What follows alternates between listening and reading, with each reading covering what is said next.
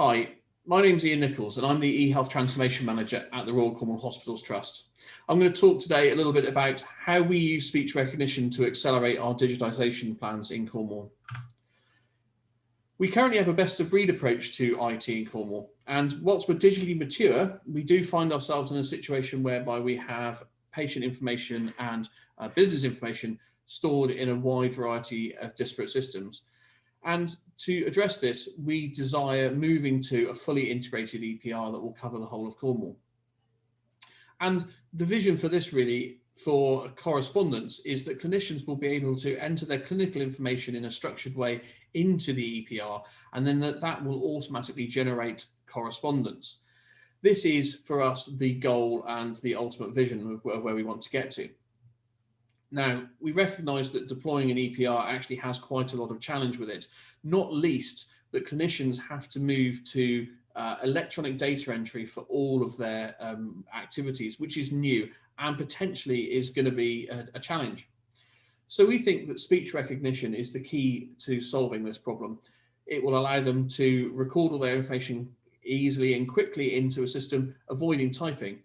But of course, we also see the future moving on from that is actually we hope that they can speech recognize actions as well, not just words. So that should, if we can achieve that, give us a really efficient processes and high level of clinician acceptability. We've had this plan in Cornwall for some time, but as with many things, COVID-19 really has accelerated our requirements. We had planned to use speech recognition and had business cases to do so, but it was decided at the beginning of the pandemic that we would quickly purchase speech recognition, and we did this in May 2020, because we recognised that we may have a degree of unavailability of our administrative staff, and we needed to free up their time to do other things and work from home, like work on RTT management and things like that, and also to reduce the administrative burden of creating documents for clinicians.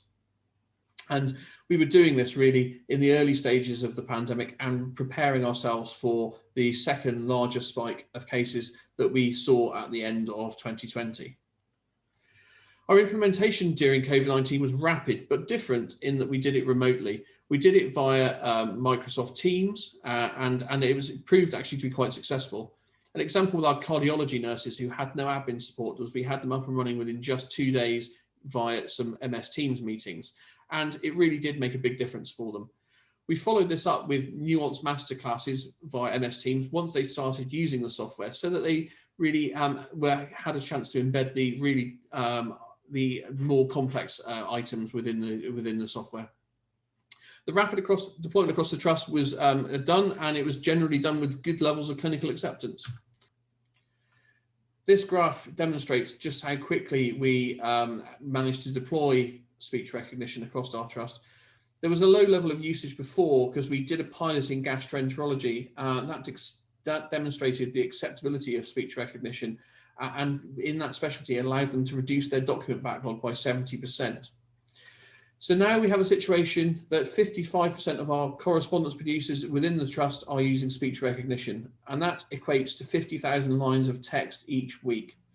If you work that out, that's approximately 6 whole-time equivalents of people typing that's been removed, and it's allowed an improvement in turnaround times and document backlogs. We have 4 use cases currently in Cornwall. We have Dragon Medical One being used by staff who don't have admin support to create correspondence. We have Dragon Medical Workflow Manager being used with speech recognition by staff with admin cover who then manually distribute it. We also have Dragon Medical One being used in Medisoft or ophthalmologists, and this represents how we actually want to do it in the future. They're using Medisoft and speech recognition to create correspondence and deliver correspondence very quickly. We also still have some people using Dragon Medical Workflow Manager as digital dictation. Our plan for the future in Cornwall, after speaking to colleagues around the country who said that to persuade those people that are not currently using speech recognition to move to it, was that we would need to produce a system that did everything around correspondence in one place. And we're going to do that in Dragon Medical Workflow Manager. It will deliver electronic distribution of correspondence where possible, including DocBand for GPs, NetCall Patient Hub for patients, and emailing other healthcare situations. It will support remote printing and sending of postal correspondence without actually physically printing documents. And we aim for 0-day document turnaround where we can with this. The benefits we expect from this are consistent processes across all users in the trust, where we don't currently have that. We want to remove outsourced typing to reduce costs, and of course, improve document turnaround time. We believe that this process will give us better governance over correspondence by being able to track whether letters have been completed and indeed all the way through to delivery to the patient. It will reduce admin staff time and reduce postage costs, both from electronic transfer and by reducing the cost of postage by using an outsourced mailing bureau. And of course, it supports COVID remote working practices where people can do all of this from their own home. And ultimately, the aim is to embed speech recognition now to get clinicians fully used to using it, so that in the future, when we get an EPR, it will be a simple process for them to adopt using speech recognition in our new system. Thank you. I'd like to invite your questions.